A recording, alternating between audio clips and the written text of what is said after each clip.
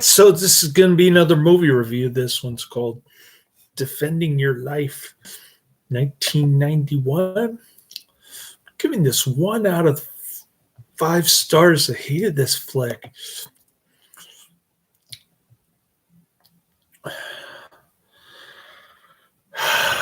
The movie poster looks really lame.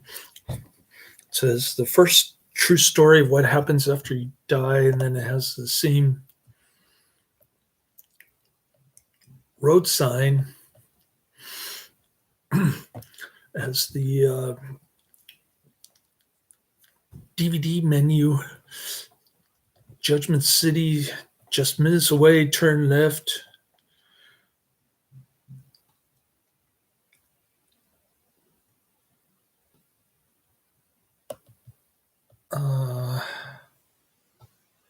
Something, the Past Lives Parkway. I can't even read that. Turn left. I can't read it. Anyways.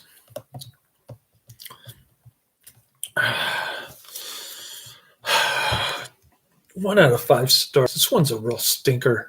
Instead of going to St. Peter's Pearly Gates, you go to this Judgment City place where you go on trial to see if you're living in fear, because FDR said the only thing to fear is fear itself, and there is no hell. It's kind of like a John Lennon version of Afterlife, I guess, or maybe I forget the name of that movie where that drug addict dude is in Japan and he ends up dying, coming back to life. I forget the name of that. It's like some kind of Buddhist movie or something from Japan, or this white dude living in Japan, which is kind of they don't like white people in Japan. Anyways, Defending Your Life is a 1991 U.S. romantic comedy fantasy film. Romantic comedy fantasy film. Why did I watch this? Oh, it's 1991 movie. Okay. About a man who finds himself on trial in the afterlife, where proceedings examine his long life fears to determine whether he'll be yet again reincarnated on Earth. Written, directed, and starring Albert Brooks. The film also stars Meryl Streep, Rip Torn, Lee Grant, and Buck Henry. Despite comedic overtones, the film also contains elements of drama and allegory. Oh, what a rotten, rotten film. Distributed by Warner Brothers, produced by the Geffen Film Company.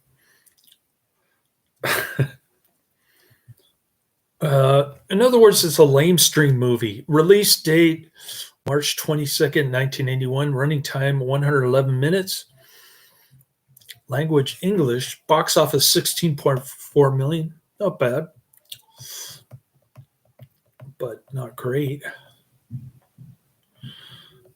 Los Angeles advertising executive Daniel Miller dies in a car accident on his 39th birthday, largely due to his distractedness, and he is sent to Judgment City, a kind of temporary paradise for the recently deceased.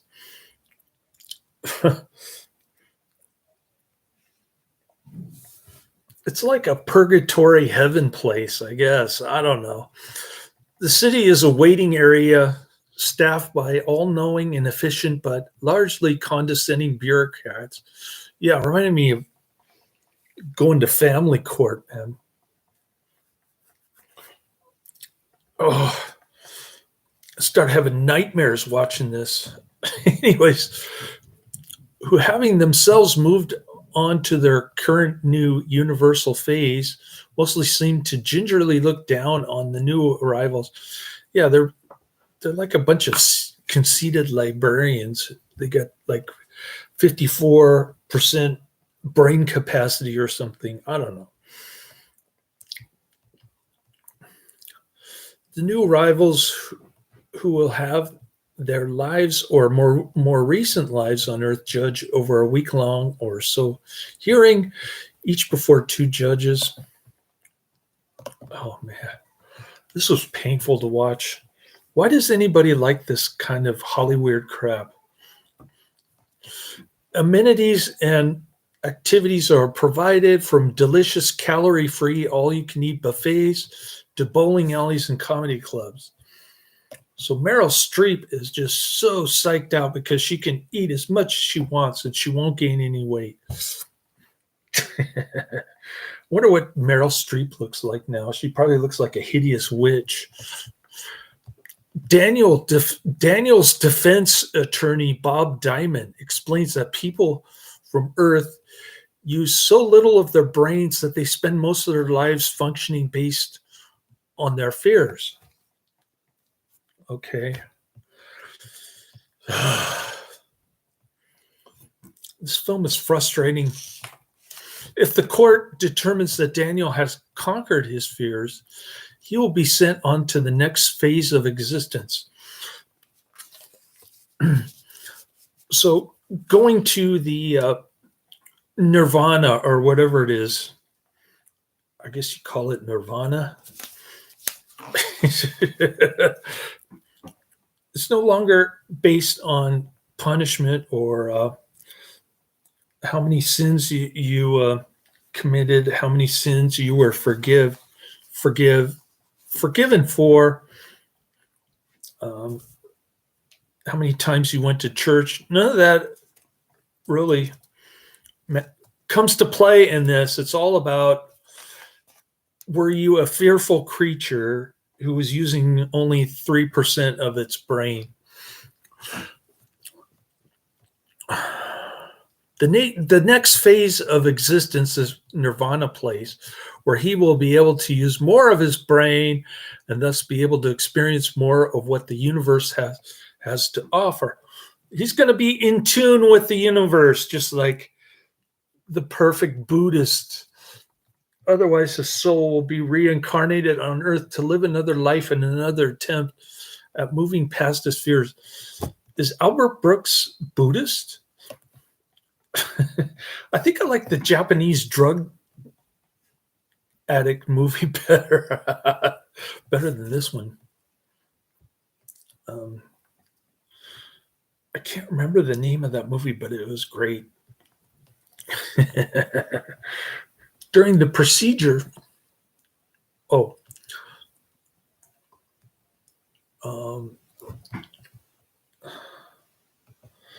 at Daniel's tribunal, presided over by two judges who look like they're dressed up like Redwood City family court. Diamond argues that Daniel should move on to the next phase, but his formidable opponent, prosecutor Lena Foster,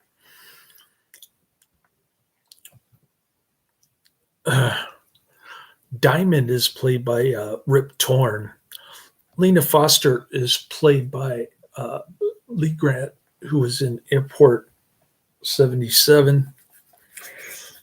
But his formidable opponent, prosecutor Lena Foster, Lee Grant, takes the opposing argument. Each utilizes video-like footage from select days in Daniel's life to make their case to the judges. During the procedure, Daniel meets and he falls in love with Julia, a recently deceased woman who lived a seemingly perfect life of courage and generosity, especially compared to his, which also explains why her fancy hotel lodgings are so much nicer than his Spartan motel-like room.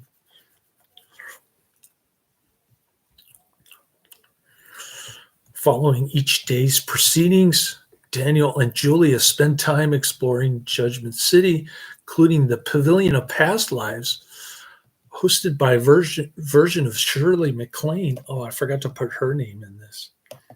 All right, let me add her name. Edit.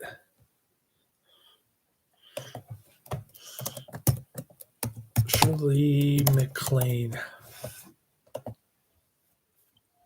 Shirley is spelled EY, not LY. Oops. Shirley MacLaine, like Big Mac.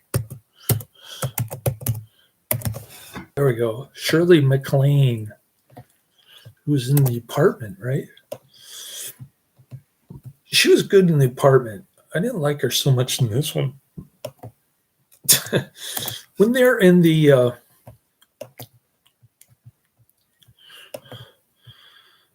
pavilion of past lives, Meryl Streep is like Sir Galahad in Past Life, and Albert Brooks is like an ooga booga kind of African headhunter who's running for his life from a rhinoceros or something. That was the only amusing part of this movie, I'm afraid. Anyway, the Pavilion of Past Lives is hosted by a version of Shirley MacLaine, famous for her outspoken belief in reincarnation, where I actually dated a woman from Japan who believed in reincarnation. So there you have it.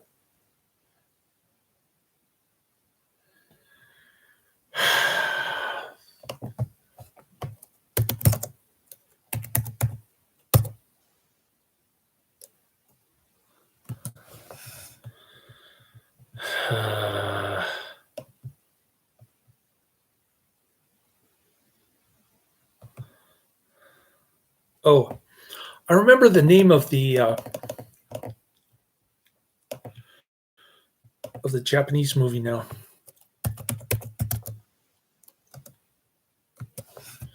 It's called Enter the Void from 2009, directed by the great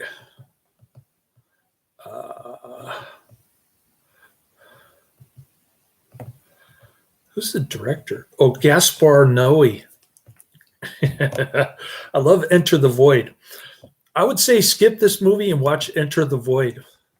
That's my suggestion. Anyways, the Pavilions of Past Lives is where people can see all of their past lives, often quite shockingly dichotomous. In the meantime, yeah, they're supposed to see like 5 past lives, but they only see 1 in this film.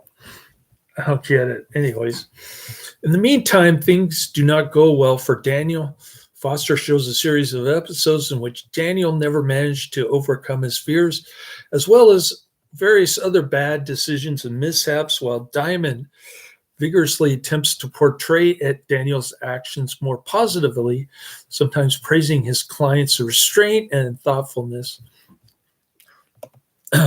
Before the last day of Daniel's hearing, Julia asked Daniel to spend the night with her, but despite his strong feelings for her, he declines. Next day, Foster plays footage of Daniel's previous night with Julia over Diamond's objections. Foster argues this clearly underscores Daniel's fear and lack of courage. Next day, it is ruled that Daniel will return to Earth, while Julia is judged worthy to move on. Before saying goodbye, Diamond confronts Daniel with the knowledge that the court is not infallible. Just like Redwood City family law. And just because Foster won, it doesn't mean she's right, but Daniel remains disappointed. Daniel boards a train poised to return to Earth when Julia yells to him from a different tram. He manages to desperately unstrap himself, claw open a door, and leap, dodging other trams and suffering minor electric shocks to get to Julia's tram. She is unable to open the door, and he is unable to enter the tram. He clings to the outside of the moving vehicle, banging on the door and trying to pry it open. She yells in vain for the driver to stop. They tell each other they love each other. The scene pulls back to show that the entire event is being watched by closed-circuit TV by Diamond, Foster, and the judges in the chamber where Daniel's hearing took place. Diamond remarks to Foster, "Brave enough for you," who gives a slight smiling acknowledgement.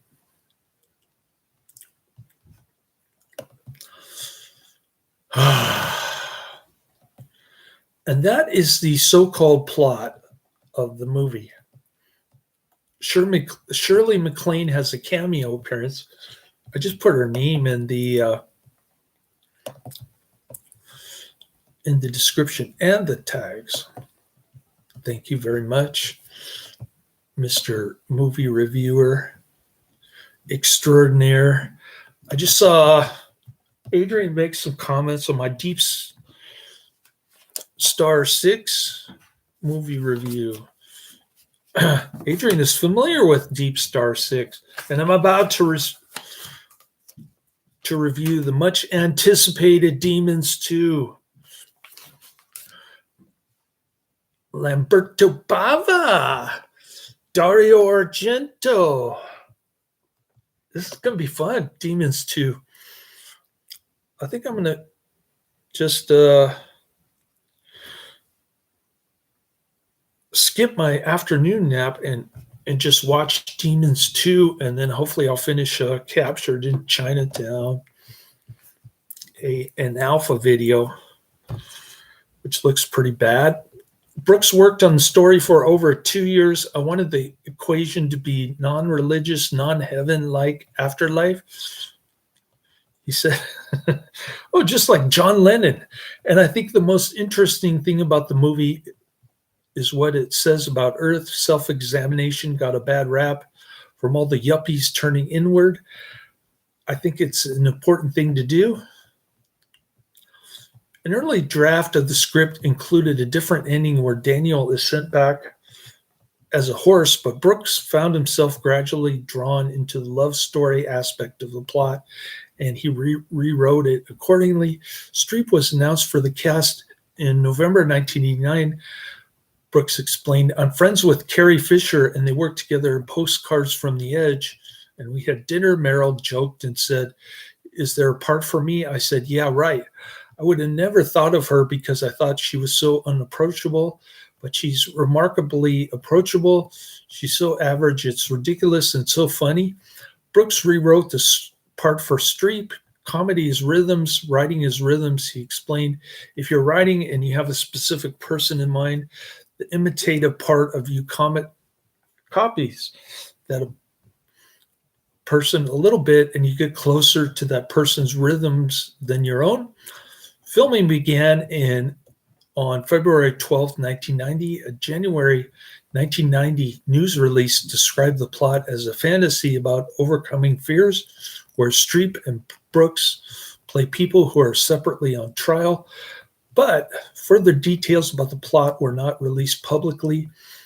In January 1991, more details about the plot were released, describing it as involving a neurotic advertising executive who dies in a car accident.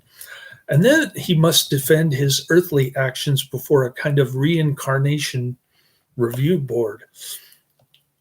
Some scenes were shot at Miles Square Park in Fountain Valley, Irvine, and Anaheim, California. A scene where comedian Roger Burr plays the worst comedian in the history of civilization was filmed at the Comedy Store at West Hollywood. The film hired 1,000 extras at a cost of $200,000.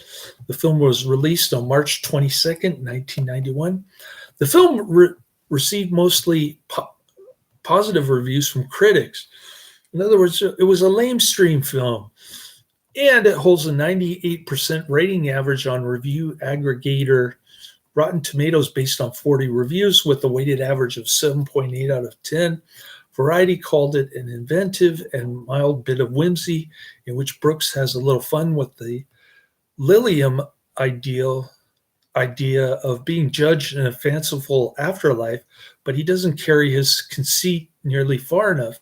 Roger Ebert called it funny in a warm, fuzzy way, and a film with a splendidly satisfactory ending, which is unusual for an Albert Brooks film. The New York Times called it the most perceptive and convincing among a recent state of carpe diem films, a reference to such films as Dead Poets Society, Field of Dreams, Ghost. The first two are from 1989, and the third one is from 1990. I think Adrian recommended Ghost. Richard Schickerl wrote, "Defending Your Life is better developed as a situation than it is as a comedy, though there are some nice bits like a hotel lobby sign that reads, 'Welcome, Kiwanis Dead.'" But Brooks has always been more of a muser than a tumbler, and perhaps more depressive than he is manic. He asks us to banish the cha-cha-cha beat of conventional comedy for mind and bend to a slower rhythm. His pace is not that of a comic standing up at a microphone barking one-liners, but of an intelligent man sitting down by the fire, mulling things over, and in this case, offering us a large slice of angel food for thought. Bob Mondello on NPR said the result is not just his most mature comedy yet, but the best American comedy in years. Jay Holberman in The Village Voice called it pure pleasure, funny, deft, impressive comedy. The film was not a box office success, grossing about $16 million in the United States. It received 3 Saturn Award nominations for Best Actress, Meryl Streep, Best Fantasy Film, and Best Writing, Albert Brooks. American Film Institute recognition, AFI's 100 Years, 100 Laughs. It was nominated. Regarding the response from fans over the years, Brooks told Rolling Stone, "I've got thousands and thousands of letters of people who had relatives that were dying or they were dying themselves, and the movie made them feel better. I guess it's because it presents some possibility that doesn't involve clouds and ghostly images." Defending Your Life was released on VHS and Laserdisc in October 1991. Warner Brothers Home Video released the film on DVD on April 3rd, 2001 in a cardboard snap case. Features 1:85:1 anamorphic widescreen formatting, subtitles in English, French, Spanish, and Portuguese. Cast and crew information in the film's theatrical trailer.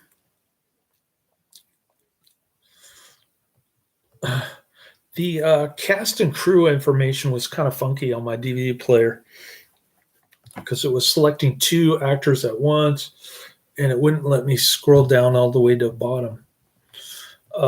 Warner re-released the film in 2008 in a 2-pack DVD set with Brooks looking for comedy in the Muslim world.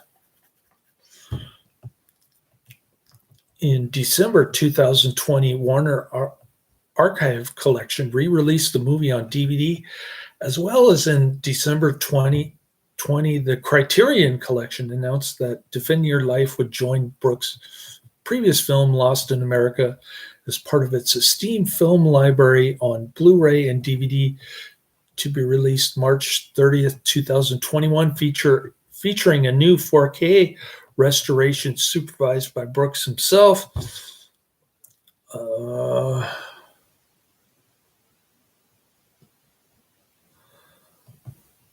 What Dreams May Come, a 1978 novel by Richard Matheson.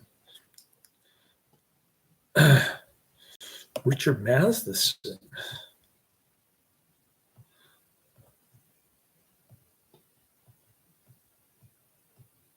Who did The Last Man on Earth. He wrote The Last Man on Earth, The Omega Man, and I Am Legend. All 3 of them, Richard Matheson. He also wrote What Dreams May Come, a 1978 novel adapted into a 1998 film of the same name, starring Robin Williams. Oh, I hate that movie, What Dreams May Come. It explores similar themes.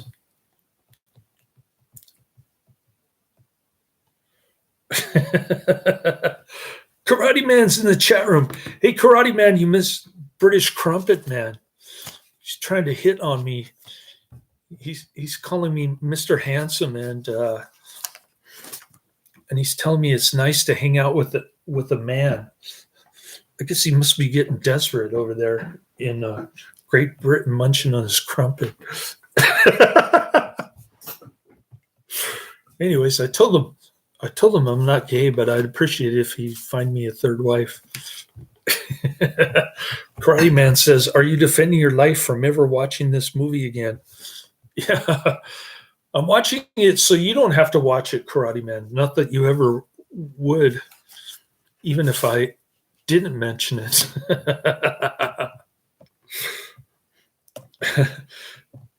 But I do recommend Enter the Void. If you haven't seen Enter the Void, watch Enter the Void. Do not watch the Robin Williams version of this, which is What Dreams May Come, another crappy, horrible movie written by none other than Richard Matheson.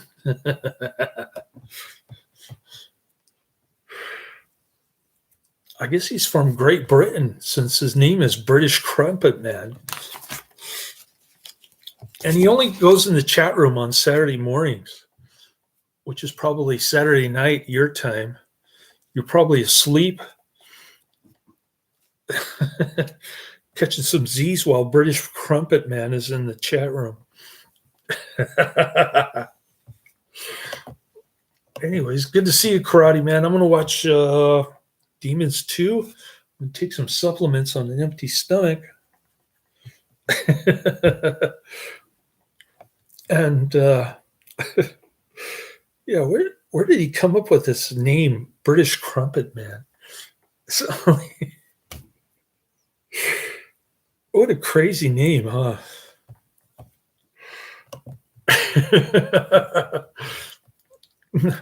You only go.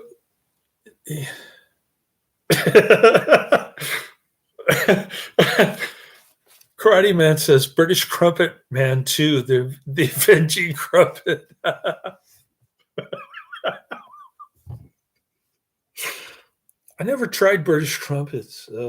My coworker brought it to work one time when she went on vacation in Great Britain, but I didn't try it. I guess you're supposed to put it in the toaster and then put jam over it. It looks like a wheat version of the English muffin. British Crumpet Man 3 times the crumpet. They should hire you to do movie titles, Karate Man. In fact, there's this one part in Defending Your Life where Albert Brooks is in this like sushi place, and he's sitting next to this guy who came up with the expression for all nude at strip bars. Instead of just nude, he put up all nude. British Crumpet Man 4, the final taste of the crumpet.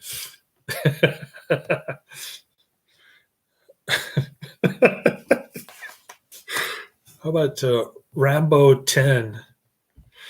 Crumpet Man versus Crumpet Man versus Rambo.